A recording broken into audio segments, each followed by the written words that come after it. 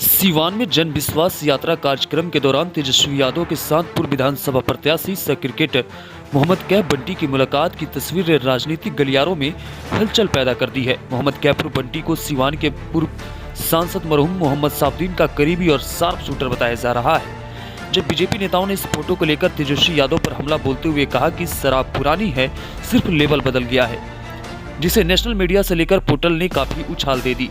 मोहम्मद कैफ बंटी ने कहा कि 13 मई 2016 को पत्रकार राजदेव भैया की हत्या हुई। वो मेरे सबसे करीबी दोस्त थे। उन्हीं की हत्याकांड के बाद आरोप मुझ पर लगा। मैंने जो राजनीति में कदम रखा उसका रास्ता दिखाने वाले राजदेव ही थे। जिस हत्याकांड में मुझे शार्प शूटर बताया जा रहा है, उस हत्याकांड में सीबीआई द्वारा कई बार पूछताछ के लिए बुलाया गया, जिसके बाद शक के आधार पर जेल भेज दिया गया। हालांकि 3 महीने बाद जेल से रिहा भी हो गए। इसके बाद सीबीआई द्वारा पत्रकार राजदेव रंजन हत्याकांड में कोई चार्जशीट जमा नहीं होने के बाद क्लीन चिट मिल गई। जिन लोगों ने मेरी छवि बिगाड़ने की कोशिश की है, उन्हें मैं लीगल नोटिस भेजते हुए मानहानि का मुकदमा करूंगा। मेरी छवि खराब कर रोकने की कोशिश करने वालों का पर्दाफाश भी करूंगा। है मैं चाहूंगा कि ये जरा एक बार दिखला दीजिए कि जो मुझे सर्टिफिकेट मिला है शार्प शूटर का, यही शार्प शूटर का उपलब्धि है। ये जरा आप बताइए जी क्या लग रहा है कि विरोधियों द्वारा आपको फंसाया जा रहा है। इसी तरह आपका 2 बार कैरियर में जब सिलेक्शन होने वाला था विजय हजारे जी, और एक और देश के प्रतिष्ठित टूर्नामेंट में आपका सिलेक्शन होने वाला था, उस वक्त भी आप जेल गए। वो क्या मामला था, क्या लगा? देखिए, जब भी मामला होता है, जब भी मैं राजनीति में अपनी मजबूती व्याख्या करता हूँ, मजबूती के साथ खड़ा होता हूँ, तो 2016 में 17 में मेरी अम्मी उठने वाली जा रही थी, क्योंकि 17 महीने का चुनाव था, तो 16 में राजदेव हत्या वाला सस्पेक्ट केस लगा गया, जिसमें मैं पूरी तरीका से फारिग हो गया हूँ।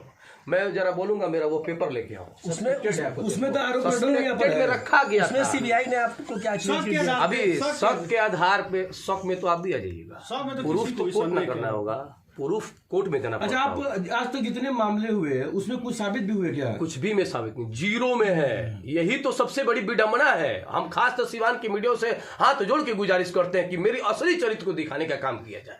मैं ये जरूर चाहूंगा, और मेरे वजह से जिस पार्टी को बदनाम किया जा रहा है, जिस नेता को बदनाम किया जा रहा है, आप देखिए, अगर इस तरीका से मैं जेल जाता हूं अग्निवीर जैसे जनता के लिए, तो मैं 50 केस खाने के लिए तैयार हूं। मुझे कोई आपत्ति नहीं। मैं लड़ने वाला व्यक्ति हूं भाई।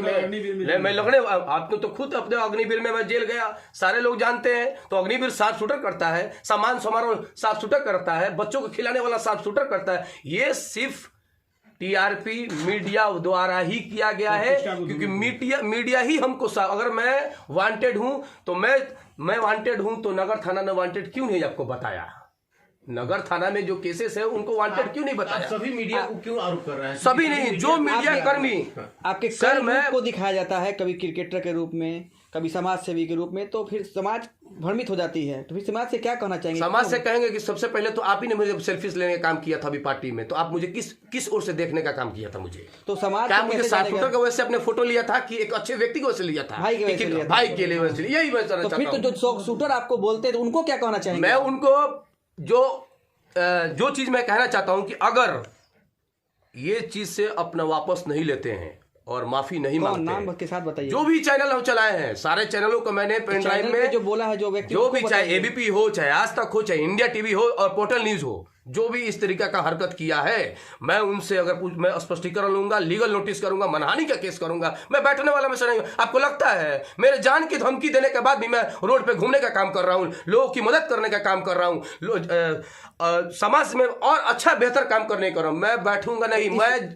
मर जाऊंगा। सुन लीजिए, मैं आपको मेरी बात, मर जाऊंगा लेकिन झुकूंगा नहीं। पिछले में तो चर्चा भाई, जो महान व्यक्ति है, पिछले कई रूप से लोग जानते हैं, लोग चर्चा करते हैं, इसमें क्या हकीकत है? कहीं ना सब झूठी बातें हैं, बेबुनियादी बातें हैं। अगर ये ऐसी चीजें रहती तो मैं क्या आपके सामने ये रहता, मैं जेल में रहता। सबसे बड़ा सवाल ये है कि क्या अब इन सब चीजों से कैफ और बंटी डर जाएंगे?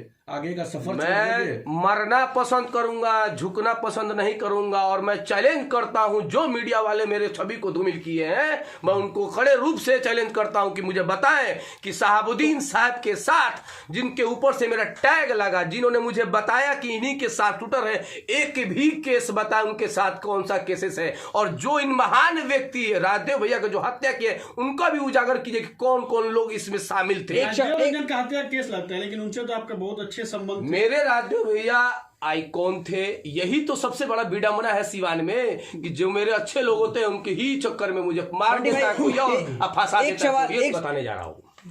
ये चार्जशीट है, the final report, case number 362 2016 दिनांक 13। इसमें रोहित कुमार को चार्जशीट किया गया है, लडन मियां को चार्जशीट किया गया है, विजय कुमार को चार्जशीट किया गया है, ऋषि कुमार को चार्जशीट किया गया है, राजेश कुमार को चार्जशीट किया गया है, सोनू कुमार को चार्जशीट किया गया है और एक और आदमी को चार्जशीट किया गया है। मैं आप समझ सकते हैं जो चार्जशीट, मेरे नाम का चार्जशीट कहाँ है? कैसे और नाम को क्या है?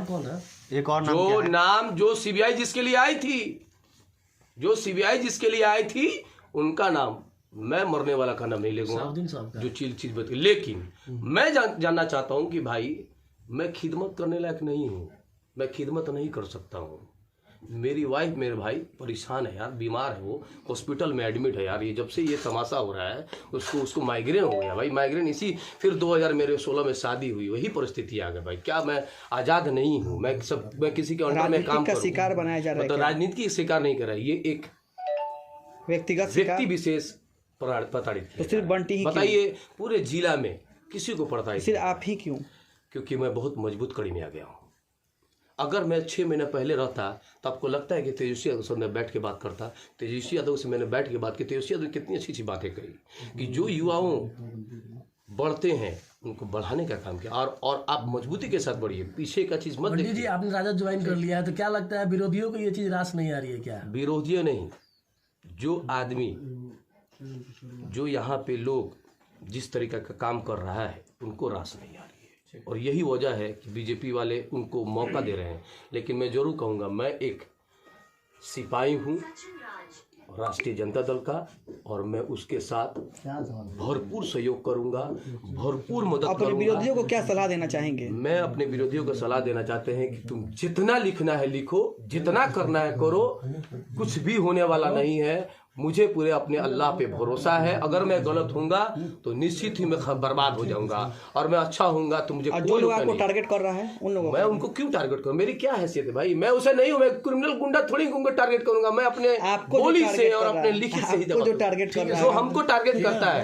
एक मैं चाहता हूं जो मुझे टारगेट करता है, मैं उनसे कहना चाहता हूं आप मुझे टारगेट कीजिए। मेरा टारगेट मेरी जमात है, मेरा टारगेट मेरी जमात है, मेरा टारगेट राष्ट्रीय जनता दल को ऊंचा करना है। जो छवि लगी है उसको हटाना है। और मैं चाहूंगा राष्ट्रीय जनता दल के प्रतिपक्ष के नेता, मैं उनके साथ खड़ा रहूंगा। मेरा परिवार नहीं, मेरे पूरे समाज के लोग साथ खड़ा हुआ है, क्योंकि वो एक फ्यूचर ऑफ बिहार। बंटी भाई कैसे डरते हैं? मेरे परिवार पूरा आरजेडी में था भाई, मेरे अभी भी वोट देने का काम सारा। आप किससे डरते हैं? प्रकरण चल रहा है उसमें पार्टी अल्लाह से डरते हैं, कोई शोकत भी मिला? अल्लाह से, अल्लाह के सिवा किसी से नहीं ना डरते? किसी से नहीं। बंटी जी इस प्रकरण में पार्टी की तरफ से कुछ आपको सूचना मिला या फिर कोई शोकत मिला क्या? पार्टी जानती है कि ये बेबुनियादी बातें हैं, इसमें कहीं भी एक आना भी सच नहीं है। क्यों उसमें संज्ञान लेगी?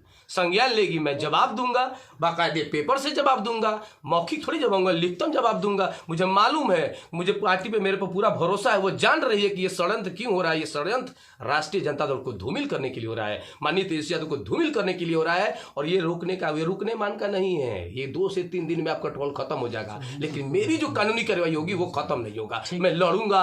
जो पोर्टल न्यूज चलाया हुआ है, जो इंडिया टीवी, एबीपी, ये जितने बड़े चैनल है ना, ये सिर्फ मुंह के बड़े हैं, बिकाऊ है। अगर अच्छे रहते ना तो 8 साल की चीज को क्यों नहीं दिखाया है? मैं मैच खेलने जा रहा हूं तो क्यों नहीं दिखा रहा है? ये बताए उनको आखिर मैं कहां से वो लेके आया हूं, कहां से मेरे छवि को धूमिल किए हैं। रादेव हत्याकांड में जानते हैं, पहले स्टडी करें जितने भी बड़े चैनल। मैं तो ये हसद हूं कि मेरे एक दोस्त में, मैं 1 मिनट आपसे टाइम लेता हूं, ज्यादा नहीं लूंगा। मेरे एक दोस्त थे, दिल्ली में गए थे, और वो बोल रहे हैं कि न्यूज वाले ऐसे खोज रहे हैं कि अगर किसी का रेप होता है तो सबसे पहले पूछते हैं कि जो पकड़ाया वो व्यक्ति है क्या वो मुसलमान है। अगर मुसलमान होगा तो सीरियस लेना, नहीं तो मत लेना। ये हाल है सूरत हाल देश में। तो आप समझिए मुसलमान होने का क्या नतीजा है। मीडिया भी गई है, ये कह रहे हैं आप। मीडिया, आप पूरे हमारे जो लोग इस तरीके का मीडिया है, सब मीडिया को मैं नहीं कह रहा हूँ, सब मीडिया कैसे मैं बोल सकता हूँ। सब मीडिया कहीं ना कहीं तो ईमानदारी है, तभी तो दुनिया बचा है। मैं सबको नहीं बोल सकता हूँ, मेरा अख्तियार भी नहीं है। लेकिन जो मीडिया कर्मी इस तरीके का हरकत कर रहे हैं, जो चला रहे हैं कि शार्प शूटर, तो वो उनको बता दी द काइंड इन्फॉर्मेशन कि भाई मैं शार्प शूटर का जो दग्गा लगा हुआ है इसका जवाब आपको कोर्ट में देना पड़ेगा। बाकायदे लिखता हूँ, क्योंकि मैं कानूनी कार्रवाई करने करने जा रहा हूं। लिखित रूप से मैं सारी चीजों को तैयार कर लिया हूं कि आप मुझे कहां से साफ, एक भी अगर आप मुझे राजदेव हत्याकांड में, मैं फिर से कहता हूं, राजदेव हत्याकांड में अगर मेरी संलिप्तता, अगर मैं साफ शूटर हूं, अगर साबित कर दीजिएगा, मैं एक, जिसका एक बाप उसका एक बात, याद रख लीजिएगा, जिसका एक बाप उसका एक बात, याद रख लीजिएगा। अगर मैं साबित कर दीजिएगा राजदेव हत्याकांड में कि मेरी संलिप्तता है, मैं जिंदगी में कभी राजनीति नहीं करूंगा। यह आपको चैलेंज करके साथ करता हूं। लेकिन यह भी चैलेंज करता हूं कि मानहानि का केस, लीगल नोटिस जो भी न्यूज चला रहे हैं उनको मैं भेजने का काम जरूर करूंगा। आगे आप विधानसभा की तैयारी में जुटेंगे? आगे मैं राष्ट्रीय जनता दल की मजबूती करने में जुटूंगा, विधानसभा की तैयारी में भी नहीं जुटूंगा। मैं राष्ट्रीय जनता दल की तैयारी मजबूती करने का काम सबसे पहले जो हमको दिया गया है, युवाओं को जोड़ने का काम किया गया है, माताओं बहनों को जोड़ने का, वो काम करने सबसे पहले मेरी प्राथमिकता है और इंशाल्लाह मैं उसमें कामयाब होऊंगा। बहुत बहुत धन्यवाद।